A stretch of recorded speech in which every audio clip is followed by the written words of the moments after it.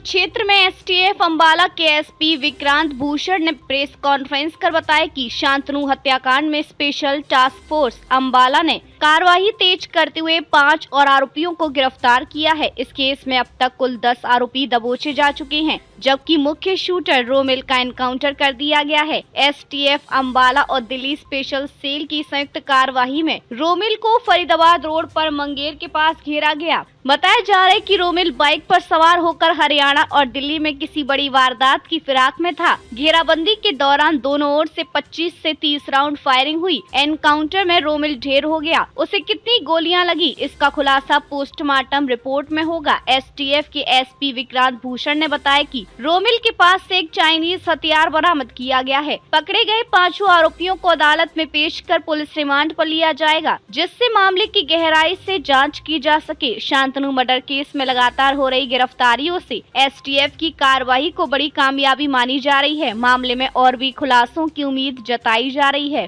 Special task force Haryana को वांछित अपराधी रोमिल बोरा, जिसके ऊपर हरियाणा पुलिस द्वारा 3 लाख का इनाम घोषित किया गया है, उसकी मूवमेंट और वेयर अबाउट्स के बारे में एक सूचना प्राप्त हुई। उस सूचना के उपरांत एसटीएफ द्वारा central unit incharge Rakesh Kumar के अंतर्गत एक टीम का गठन किया गया। जो हमें इंफॉर्मेशन मिली थी उसमें जो लीड्स थी हमारे पास ये थी कि रोमिल बोरा फरीदाबाद गुड़गांव के रास्ते से दिल्ली जा सकता है, दिल्ली में कोई वारदात कर सकता है या नॉर्दर्न हरियाणा में वारदात कर सकता है। इसके उपरांत हमारे द्वारा एसटीएफ द्वारा दिल्ली स्पेशल सेल के काउंटर इंटेलिजेंस यूनिट से इंफॉर्मेशन शेयरिंग की गई, एक रूपरेखा बनाई गई और जितने भी हरियाणा से दिल्ली के प्रोबेबल एग्जिट रूट्स थे वहां पे एसटीएफ द्वारा जॉइंट नाकाबंदी की गई। और आज अर्ली मॉर्निंग आवर्स में रोमिल बोरा, जो कि एक वांछित अपराधी है, जैसे कि बताया कि उसके ऊपर 9 मुकदमे हैं हरियाणा में, पंजाब में, दिल्ली में, उसको नाकाबंदी का टाइम इंटरसेप्ट करने की कोशिश की गई, बट ही एस्केप्ड और उसने ओपन फायर किया पुलिस पर्सन पे। सेल्फ डिफेंस में एसटीएफ द्वारा भी क्रॉस फायरिंग की गई और इस क्रॉस फायरिंग में एक एसटीएफ के मुलाजिम सब इंस्पेक्टर रोहन को फायर आर्म इंजरी आई है, एक दिल्ली स्पेशल सेल का मुलाजिम सब इंस्पेक्टर परवीन को फायर आर्म इंजरी आई है और रोमिल को भी फायर आर्म इंजरीज आई थी। उसके उपरांत सीन ऑफ क्राइम से इनको नियरेस्ट हॉस्पिटल लिया जाता है, जहां पे हमारे मुलाजिमों का इलाज होता है और रोमिल को डॉक्टर मृत घोषित कर देते हैं। रोमिल एक एक्टिव शूटर था, उसके ऊपर 9 मुकदमे थे, जिसमें 7 हरियाणा के, एक मोहाली का और एक दिल्ली का। जो हरियाणा में मुकदमे थे जिसमें एक ट्रिपल मर्डर था खेड़ी लखा सिंह का, एक कुरुक्षेत्र में शाहबाद में लिकर कंट्रैक्टर शांतनु का मर्डर हुआ, कुछ वारदातें यमुनानगर में L1 पे हुई, ठेके पे हुई, कुछ इमिग्रेशन सेंटर्स पे की, attempt to murder with extortion.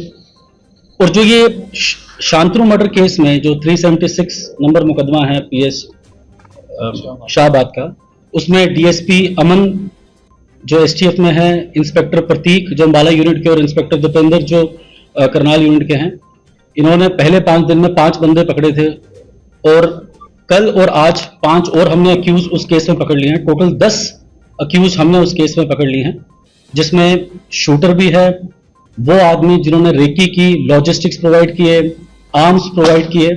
तो अब तक जो शांतनु मर्डर केस है उसमें हमने 10 गिरफ्तारियां कर ली हैं और 11th जो रोमिल था उसका आज जो हमारा जो कॉम्बिंग और सर्च ऑपरेशन था उसमें क्रॉस फायरिंग में वो न्यूट्रलाइज हुआ। इसके अलावा अब तक इस इन्वेस्टिगेशन में शांतनु की केस में कोई भी वांछित अपराधी नहीं है। जो 5 हमने अक्यूज पकड़े हैं उसे पुलिस रिमांड में लेंगे। अगर कोई और फर्दर इंसाफ में नाम आएगा तो हम आगे कार्रवाई करेंगे। जो फॉरेन बेस्ड इनके एसोसिएट्स हैं हम उन पे भी काम कर रहे हैं। एसटीएफ द्वारा पिछले 2 सालों में 9 अपराधियों को जो विदेश में बैठे थे, कुछ फर्जी पासपोर्ट में गए थे, उन्हें लीगल कॉरस्पॉन्डेंस के थ्रू, सेंट्रल एजेंसीज और इंटरपोल के थ्रू 9 ऐसे वांछित जो बाहर थे उनको हमने डिपोर्ट या एक्सट्राडिट करवाया है। और मैं आपके माध्यम से social media, electronic media, print media सब यहाँ पे है, मैं आपके माध्यम से एक हमारे हरियाणा के युवाओं को ये अपील करना चाहता हूँ कि हम ये समझें कि ये जो फॉरेन बेस्ड गैंगस्टर्स हैं या जो भी हैंडलर्स हैं, इनका मेन पर्पस अपना है। ये आपकी वल्नरेबिलिटीज, किसी लड़के की अगर गांव में कोई रंजिश होगी पारिवारिक, या कोई स्कूल में किसी से तू मैमा होगी, वो इनको सोशल मीडिया में फॉलो करता है, फिर वो उनको कल्टीवेट करते हैं।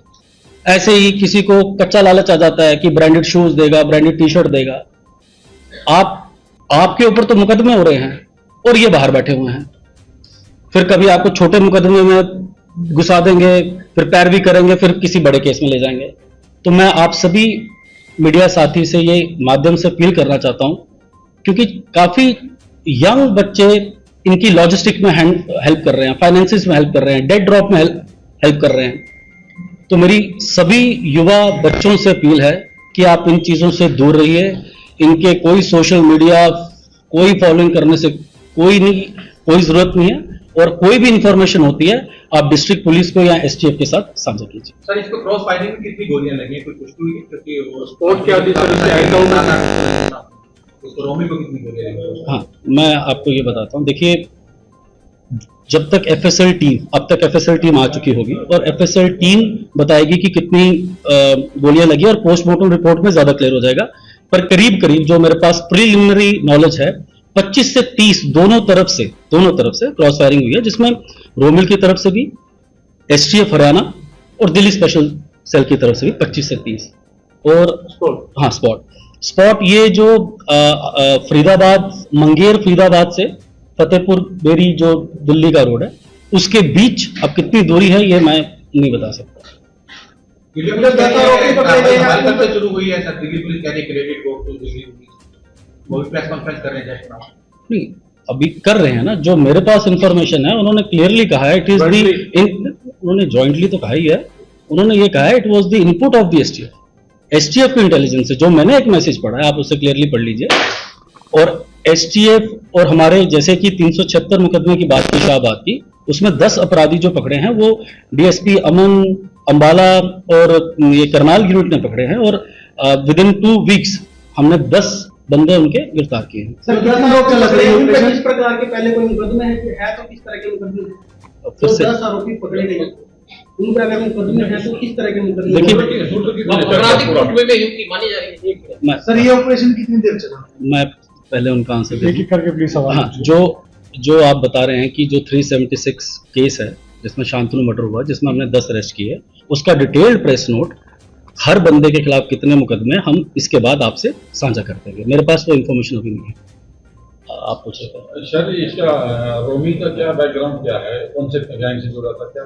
देखिए, रोमिल बीए 10th पास है, बीकॉम सेकेंड ईयर में था, और गैंग तो मैं नहीं कहूँगा, ठीक है, ये फॉरेन बेस्ड इसके एसोसिएट थे जो, तो उनके साथ जुड़ा है। बाकी मैं फिर से आपको ये विश्वास दिलवाना चाहता हूँ कि जैसे कि पास्ट में जो भी बड़े बड़े गैंगस्टर रहे हैं हरियाणा में, हमने 9 गैंगस्टर्स को डिपोर्ट या एक्सीडेट किया है। तो जो भी फॉरेन बेस्ड हैंडलर होगा, हम बहुत जल्दी उसको भी इन मुकदमों में अरेस्ट करेंगे। वीडियो भी वायरल हुआ था, ऑडियो वायरल हुआ था, संबंध से मिला था बात कर थी कि मेरी तरफ से मैंने इसको मारा है, बकायदा नोनी नारा, लॉरेंस बिश्नोई, काला नारा के ऑडियो वायरल किया था और इंस्टाग्राम पे बकायदा कोई जांच हुई है? नहीं, ऑडियो वायरल तो नहीं, पर मुझे ध्यान, बट हाँ, मैंने पोस्ट जरूर देखी है। और इस मुकदमे में जो भी जैसे नोनी राणा था तो उसको मुलजिम बनाया है, और अगर जैसे ही तफ्तीश में ये 5 बंदे और पकड़े हैं हमने, जैसे तफ्तीश में आएगा हम सबके नाम खोलेंगे। सोशल मीडिया पे जो पोस्ट डाली गई है उसके बारे में हम ऑलरेडी वेरिफिकेशन कर रहे हैं, लेकिन जैसा कि आपको एसपी एसटीएफ ने बताया कि these are some miscreants, some foreign handlers who are, जो इसको सोशल मीडिया को यूज तरीके से गलत इंफॉर्मेशन भी फैलाते हैं, तो उस पर भी हम कार्रवाई कर रहे हैं। और जो भी उनके सोशल मीडिया पेजेस को या फिर उनके पोस्ट को फॉलो करते हैं, हम उन लोगों पे भी कार्रवाई कर रहे हैं, ताकि इस प्रकार से जो भी युवा उनके साथ जुड़ने की कोशिश करते हैं उनको भी एक सबक जाए और उनकी भी काउंसलिंग करी जाए। सर, सवाल आपसे है कि जिस तरह से बड़े बड़े गैंगस्टरों को हरियाणा पुलिस एनकाउंटर में रेड करती है, तो क्या इस पे बुलडोजर कार्रवाई होगी? क्योंकि हरियाणा में मुस्लिम बड़ा अपराध। देखिए, जो बुलडोजर कार्रवाई होती है, अब तो उसमें ऑनरेबल सुप्रीम कोर्ट के कुछ स्पेसिफिक डायरेक्शंस हैं, तो वो स्पेसिफिक डायरेक्शन कंसर्न्ड एसपीस या डीसीस देख सकते हैं, और उसके अनुसार अगर लगता होगा, जो भी हमें जरूरत होगी किसी भी क्रिमिनल के अगेंस्ट जो स्ट्रिक्टेस्ट एक्शन पॉसिबल होगा, तो वो डिस्ट्रिक्ट पुलिस हो या हमारी हरियाणा पुलिस हो, वो पूरी उसमें कार्रवाई करेगी और पूरी कोशिश करेगी कि इनको बिल्कुल रूट से खत्म करा जाए।